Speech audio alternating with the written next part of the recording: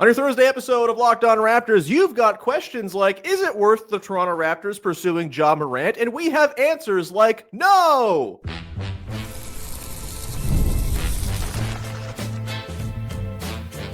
You are Locked On Raptors, your daily Toronto Raptors podcast, part of the Locked On Podcast Network, your team every day. Hey,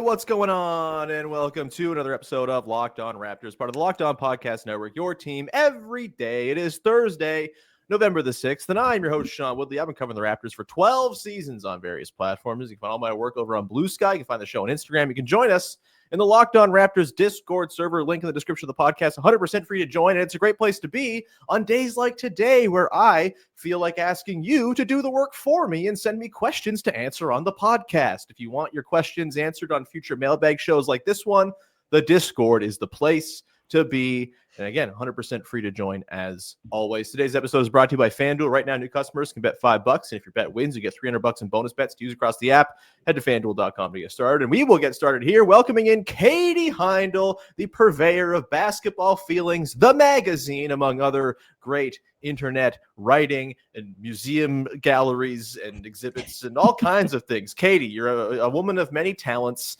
and thrilled to have you here to talk mailbag questions. We've got questions about Ja Morant, the backup two-guard battle, Scottie Barnes' two-way impact, and so much more. Katie, how the hell are you?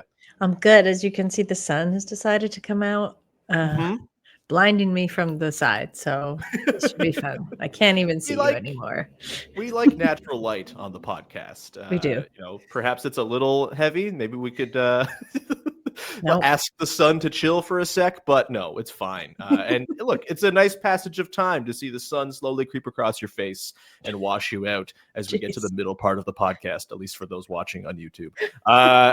All right, Katie, mailbag question time. We've got one here. So this is not a thing I was intending to talk about on the show, kind of on my own, because it's too early in the season for this nonsense, frankly. And I'm perfectly content watching the, reasonably interesting 4-4 basketball team that seems like it's got some more winning ahead in it. But it's the transaction industrial complex. And when we open up the mailbag, we have to just field questions from those who have questions about whatever they want. And it's our contractual obligation to answer them. And so this question here comes from Wilcox1232 asking, with all the baggage and what his expectations would be and the questionable fit with the team, would you pursue Ja Morant, and at what cost? And if this Scottie we see right now is real, does it make Ja more tenable?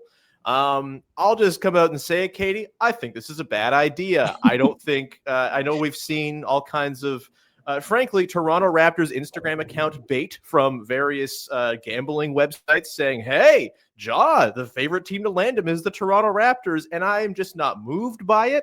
And I just think, first of all, you don't need to just jump at the first shiny thing you see and be like, you got to get that guy. He's available. I mean, I get it. This is what this market is. This is what the Raptors do. They're opportunistic. They try to find stars on the margins and pay less than market value for them. They did this with Brandon Ingram, and it's working out very well so far. But I just feel like, to the point of the question, there's so much baggage with Ja Morant and the injury history and the declining play quality that he's had over the last couple of years and the off-court stuff and the just sort of weird vibes emanating from Memphis right now. I just don't see it being something the Raptors should go and pursue right now when they have a perfectly interesting team going on right now. They're not even, I think, at sort of full capacity yet, as Emmanuel quickly is still sorting through some early season struggles. Jakob Poeltl has barely played. When he has played, it's looked all right, like the last game against the Bucks. I just don't think, yes, there might be a time down the road where the Raptors look to make an upgrade trade. It doesn't have to be 8 games into the season. It doesn't even have to be this season. I'm all right to just let it play out here, Katie, and I just don't think Ja Morant is the guy that you go and mortgage whatever sort of tradable contracts and whatever picks it would cost to go and get right now, when it's not like this team is crying out for a Ja Morant to come and save it at the moment. And whether he could actually save the team if they were in that situation is also very much up for debate. Where are you at on this one, Katie? Ja Morant, a good idea, or one the Raptors should just kind of stay 10,000 feet away from? My gut says no, and I went and put his stats side by side with Brandon Ingram just to kind of give my gut a bit of a stat check. And so far this season, they're near identical. And that's just in the numbers. You watch them play, there's nothing really identical about them. I think just in terms of the way, at first, I did really like how Ja was sort of fitting in where the Grizzlies needed him to. He was kind of quarterbacking, he's like bringing the energy up when he had to, slowing the team down when he needed to. But I think now, especially with the Grizzlies, you're starting to see the loss more acutely of a guy like Desmond Bane. And just like Ja's he's a good sporadic engine. Like he's a great burst of power, but he's never in his career been a consistent engine. And in terms of leadership and whatever's going on with that team, you fired your head coach to appease Ja Morant, ostensibly. It worked for a little while. And now, he's saying like, he's pulling Jimmy Butler. It's weird that Jimmy Butler has trademarked joy for me in the NBA, or like saying out loud, I don't feel joy, but he has. So he's kind of pulling a Jimmy, but he's not a Jimmy Butler. So it's not the same with Ja. And he's saying, he's not really sure when or if or how he gets it back. I don't think a trade is the answer for that. And then, just shift it to the Raptors. You have a team that is finally, I think my plateau point was apt. They seem to hit a developmental plateau and then have altogether kind of come out of it in a nice way. Things are clicking. There's definitely going to be more plateaus to come. You can just see in the way that they play, but they've put things together. They look good. You can see what this team will look like when it's firing on all cylinders, right? Yeah. So you add Ja Morant, and I understand the point of an upgrade trade. I really do. I think, for the Raptors to get to another level, whenever that's going to be, they will need to add somebody like that. I just don't think it's a Ja Morant. I even thought, like, when you sent this question earlier, I thought like, well, is this hypocritical because Brandon Ingram, people were really down on Brandon Ingram having kind of like a second chance team, and Ja's only played for the Grizzlies. So sometimes a trade can facilitate that, right? Sometimes a fresh start can really facilitate it. But it just feels too precarious to me right now, to be very sincere about it. It feels like we don't really know at all what all is going on with Ja Morant. Just by nature and virtue of how he is and how he plays, he would become the star of the team. And I think he would take up all the gravity of the team in that sense. And those are really long-term fallout effects. So it would essentially change. It would change, I think, the trajectory, not just the makeup, but the trajectory of the Raptors. Yeah, I think like to the back part of the question too, like is Scottie, like the way Scottie's playing right now, does that change the sort of fit dynamics to make it a little bit more sort of a suitable fit with the team? And I honestly don't think like Scottie playing like this and hitting threes makes anyone a better fit. Obviously, like it just does. Like that is like that type of player hitting 50% of his threes, which is not going to sustain. But if he's shooting mid 30s or something, that does make him a better fit with basically every player in the NBA. But I think in the case of Ja, like he doesn't do, yes, he's had moments of being like a true, to your point, like offensive engine in spurts, right? He had the full season or the 57 games he played in 21-22 where he finished 7th in MVP and won most improved. He had the follow-up season. Like he's shown he can win games as the main guy in a team. But I think if you're thinking about what the Raptors specifically need, and if you assume that they kind of have, I would say I don't think they necessarily have only one last hand to play, but it's getting close to that. They have all their picks. They have a lot of contracts that are, movable in theory, but, Emmanuel Quickly's under contract for 3.5 more years and is not playing very well. It's going to take a lot to get off of him. And so you're probably going to have to attach a lot of picks to him if he is going to be the guy going out in any sort of upgrade trade. And so, this might be sort of the last hand they have to play to build this roster around Scottie and Ingram. And I just think you're way premature if you think Ja's the guy to do it with, because the fit in theory just doesn't make a lot of sense. Well, what I think they need from a lead guard is either someone who brings a bit more balance and has a bit more two-way play. There will be a time this season, Katie, to your point of upgrade trades totally being a valid conversation. Derek White's name will be invoked by me on this podcast at some point this year. I promise you that. So that there's sort of that sort of two-way balance guy, or someone who's such a good offensive engine, who brings so much shooting to the table, who really just kind of transforms the way the offense plays because there's a pull-up threat there. Who that guy is, I don't know, but guards tend to become available a little bit more often than sort of bigs and wings around the league. So, someone will shake loose at some point.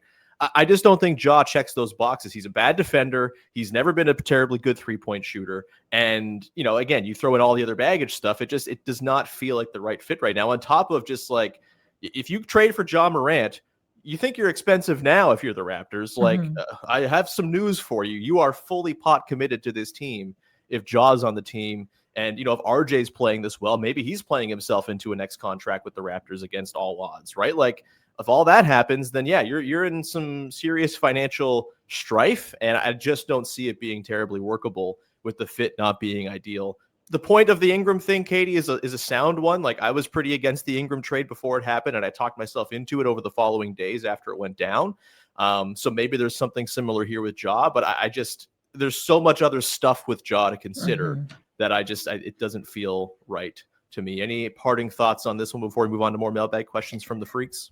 No, and I'll clarify too that like I love watching Ja Morant play basketball. He's a delight. At his best, he's incredible. Yeah, I still do. So this is not a dig against that, and it's not like we don't get to have like fun, great things, in Toronto. It's just like for a pure fit question. When you have inconsistency flags, kind of with Scottie, a little bit with Brandon Ingram, then you have them with Ja, and that's going to be kind of your main three. That's not good. Yeah. The other thing too, I'll say before we move on here is like anytime a guy becomes available and the sort of national discourse is, well, the Kings might trade for him. Like, I don't think you want to be in those conversations. Honestly, less the Kings right now they are forcing me to like them or at least pay attention to them, which seems worse than just liking them abstractly. Yeah. They're more of a artistic car crash going on that you just can't. Sign Precious. I'm like, all right, I'll watch a couple games. You have Russ, sometimes DeMar, Precious, Doug McDermott is still in the league. He's on the Kings. He's on the Kings. Oh, what a hodgepodge of dudes on that roster. It's just dude soup when you look at that team. We're going to move on here, Katie. I think dude soup is a good way to put a bow on this segment. Come back on the other side and talk about the shooting guard vortex off the bench for the Toronto Raptors. What if none of them figure it out? Is that a big problem for the Raptors going forward? We will get to that and more of your mailbag questions coming up in just one sec.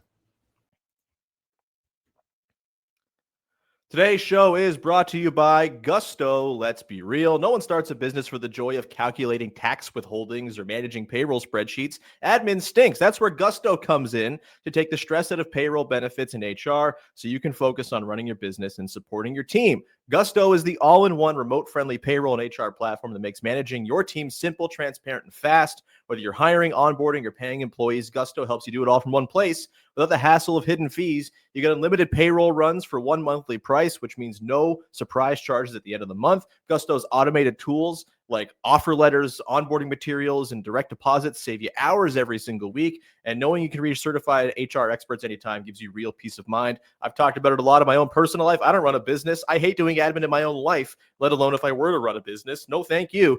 Try Gusto today at gusto.com/LockedInNBA to get 3 months free when you run your first payroll. That's right. 3 months of free payroll at gusto.com/LockedInNBA. One more time, that's gusto.com/LockedOnNBA. Back at it here with Katie Heindl from Basketball Feelings as we continue to peruse the mailbag, as we got some good ones today from the freaks in the Locked On Raptors Discord server. Again, feel free to join that. Link in the description of the podcast. 100% free to join. Let's go to Duncan asking, what happens if none of the backup shooting guards show they are capable of handling real minutes? It's been a bit of a up and down enterprise for your Gradey Dick, Jacoby Walter, Ochai Agbaji trio to start the year. Talked about this a bit on yesterday's show, and Ochai kind of being excised from the rotation in the Bucks game. Maybe that's a hint of things to come, but there have been such inconsistencies with all of these guys that I don't think there's any guarantee that anyone is just going to take a job and run with it, at least not right now.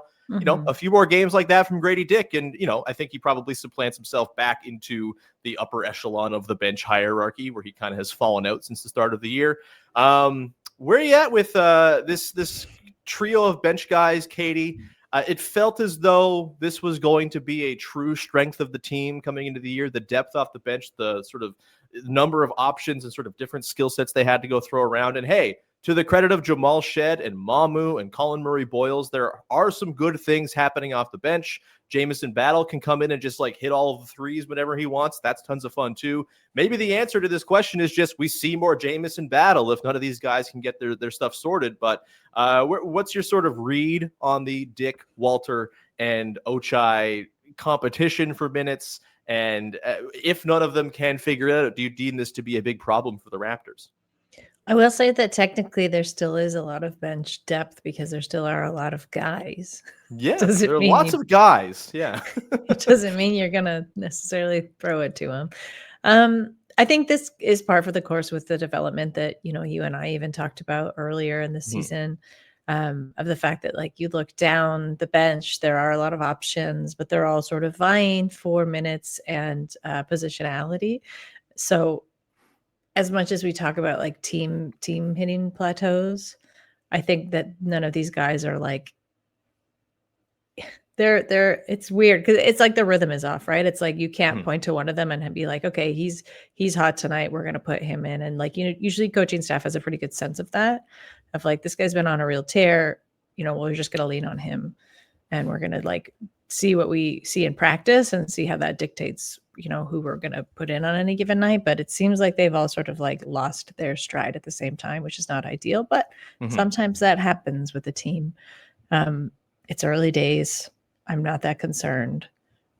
One of them is going to be able to handle real minutes. Like just by virtue of excess, the odds are good. So, what happens if no one does? A trade, but I think one of them will, if not all of them.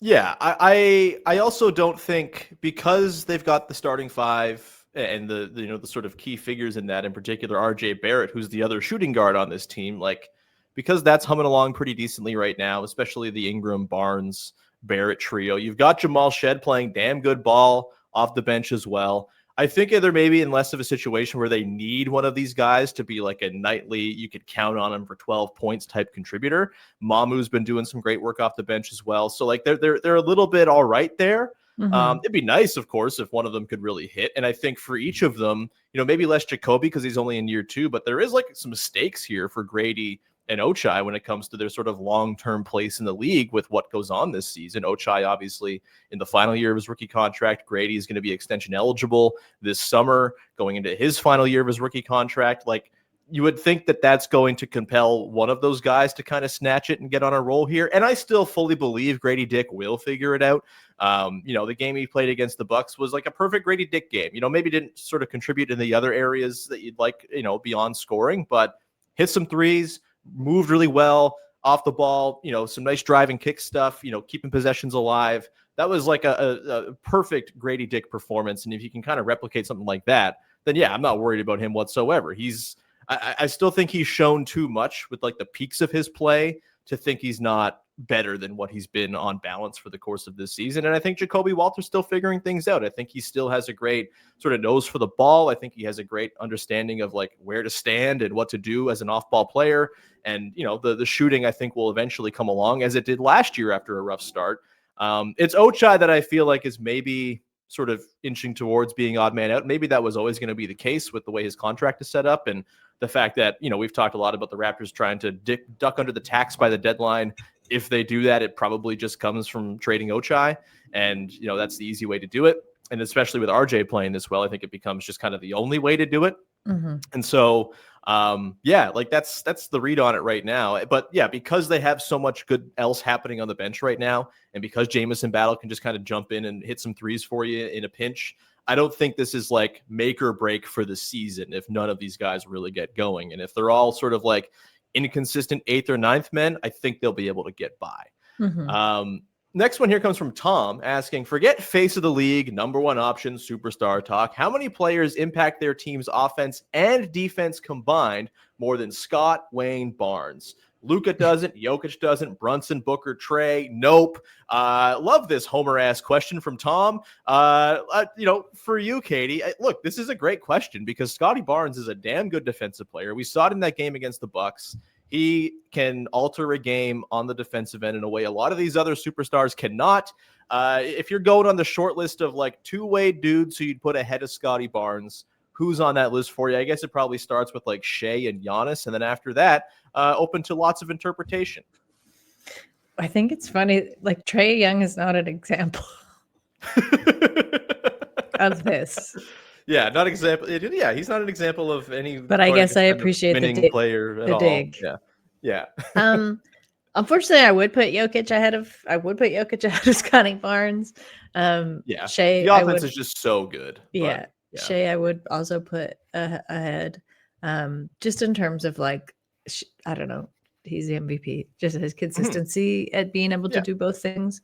I think that's like a big thing for me and something I've been pretty candid about with Scottie. Consistency is I still got to see it. Yeah. You mentioned Giannis, sure. Yeah, he's pretty good. Yeah, he's pretty good. Wemby, I suppose, he's all right. Wemby's decent at basketball. The nights that though I just like went on and on about inconsistency, but the nights that he is consistent, I feel like Anthony Edwards can do some things. So, I mean, it is a short list, admittedly. And I agree with the question in the sense that Scottie Barnes should be getting more credit for that. And I think he's come a long way as a two-way player. So it's a short list, which is a testament to him. Yeah, like there are plenty of guys. Look, again, I think, this question kind of underrates Jokic and his ability to be the center of a defense that is usually like pretty all right. Like they're never amazing. I mean, when they won the title, they were like a top 10 defense. Yes, and yeah. I think he's just like, and there's a scale to it, right? Jokic might provide X amount of value on defense, but he provides so much value on offense. Like I still think you can call him a two-way player. Or sometimes with Jokic, it says passing, right? Exactly, and right? There's like shades of Gasol's kind of defensive capabilities in that. Totally, like this redistribution. Yeah. And with Scottie, the defensive impact is probably higher than most of the guys we're talking about because he's one of the better defenders alive, but the offensive impact is not near the level of a Jokic or, some of these other guys we're talking about, which is fine. Like, again, I do like that it feels like the conversation about Scottie has shifted to a more intelligent place, though. Just like the way he's able to play on this team, a little bit unburdened by having to be the creative force of everything, with Ingram, with a healthy Emmanuel quickly, with Barrett doing what he's doing as a play finisher. Like it's emboldened him to sort of live out his two-way destiny as opposed to having to be the offensive fulcrum that everything hangs on. And I think that is great. I love it. I love Scottie Barnes, like excellent number two option or whatever you want to call it. He's been awesome. He's been, a true delight to watch the start of the season, and hope it continues. We'll come back on the other side. Speaking of continuing, we've got more podcast ahead. We're going to talk about a few more mailbag questions. RJ Barrett, does he have a shot at being an all-star? Who is going to be on the team that is currently on the team post-deadline, and more? We'll do that to close out the show in just one sec. Today's show is brought to you by FanDuel. The NBA is back, and there's no better place to get in on the action than FanDuel, the official sports betting partner of the NBA. Even if you miss the start of the game and want to ride the hot hand, FanDuel has live bets on everything from who will score next to fourth quarter comebacks. Plus, you could even combine your live bets into a same-game parlay for a shot at a bigger payout. Keeps every game exciting, especially when your team's making that late push. And it's not just the NBA, of course. You can go peruse all kinds of different sports going on FanDuel. There's NFL action every single weekend. Maybe you want a little parlay between a few teams you think are going to win. Maybe you want to go and throw some money down on the baseball offseason. Where's Kyle Tucker going to sign? Where's Bo Bichette going to sign? Hopefully the Toronto Blue Jays. Hopefully they both sign with the Toronto Blue Jays, actually. Wouldn't that be swell? Where's Max Scherzer going to sign? Also, hopefully the Toronto Blue Jays. If you want to go do that, you can go do that over at FanDuel, and they're super easy to use app right now. FanDuel is giving new customers $300 in bonus bets when your first $5 bet wins. All you got to do is head to FanDuel.com to sign up and play your game with FanDuel, the official sports betting partner of the NBA. Back at it here with Katie Heindl, closing things out on a mailbag Thursday edition of the podcast. This one here comes from Matt T. asking, given how impressive RJ has been so far, does he have any chance of being an all-star? Matt, our resident RJ Barrett truther in the Discord, we love him, but hate to say it, I don't think there's a shot in hell RJ Barrett's making an all-star team this year, and that's nothing against RJ Barrett. It's just a numbers game. There are 12 players who will make the all-star team. The Toronto Raptors have at least 2 players on their roster who I would argue have a better case of being an all-star than RJ Barrett so far this year. It's just the way it goes. Unless the Raptors are winning on a pace to win like 58 games to get 3 all-stars, I don't see it happening for RJ. Not a slight to RJ whatsoever. Are you with me on this, Katie, or do you think RJ has a shot of squeaking in? I am. I don't actually think any Raptor has a chance to make the all-star team this year. Wow. I'm sorry.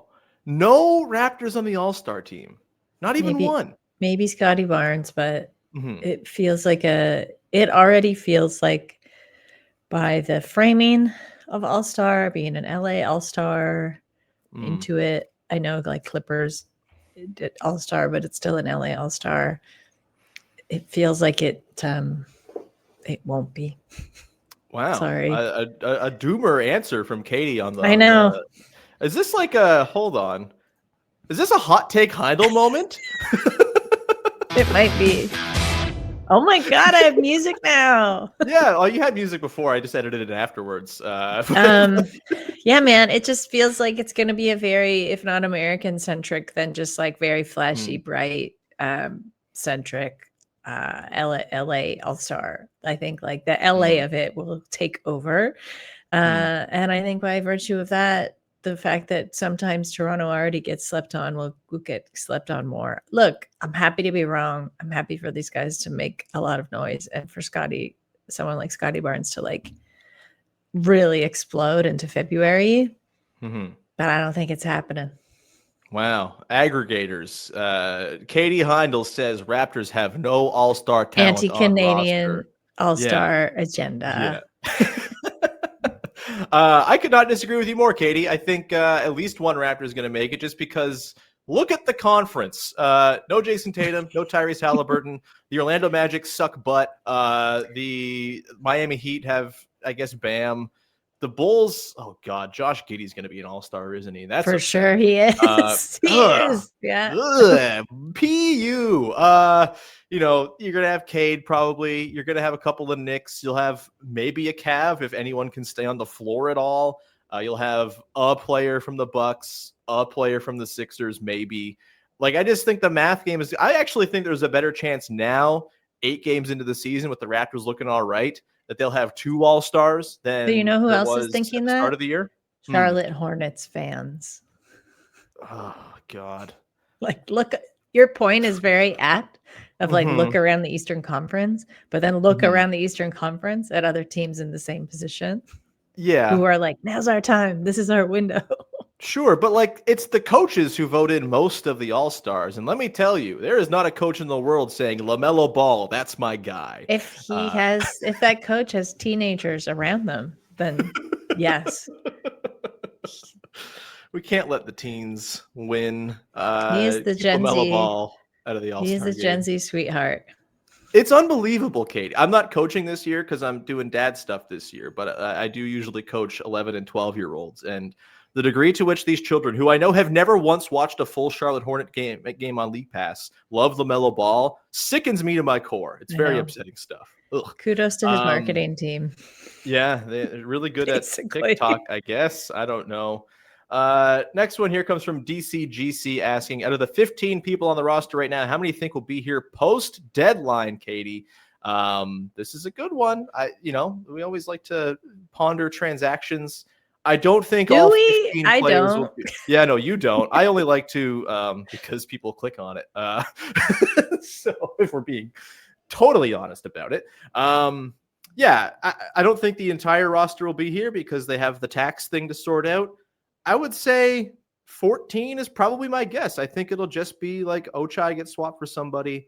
Maybe someone gets cut. That could happen too, I guess. But I think 14 is probably what I'd say out of this one. Are you going higher than that? Are you calling for a big messy 8-player trade that leaves the Raptors roster barren like it did after they got Marc Gasol and they had to circumvent the cap to bring in Greg Monroe and fill out the roster that time.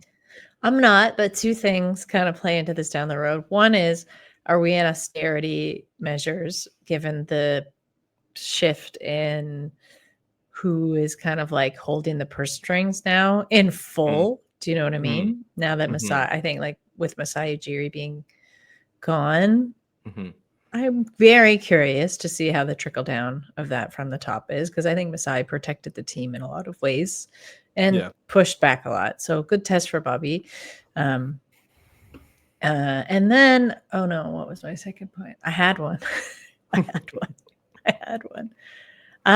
It's I think a lot of it is like, how well does this team do, right? Like, this is the team they've put together. There is some flexibility and freedom in the sense that, like, okay, if the guys that we talked about not being that reliable, like secondary scorers, if they can step it up, if this front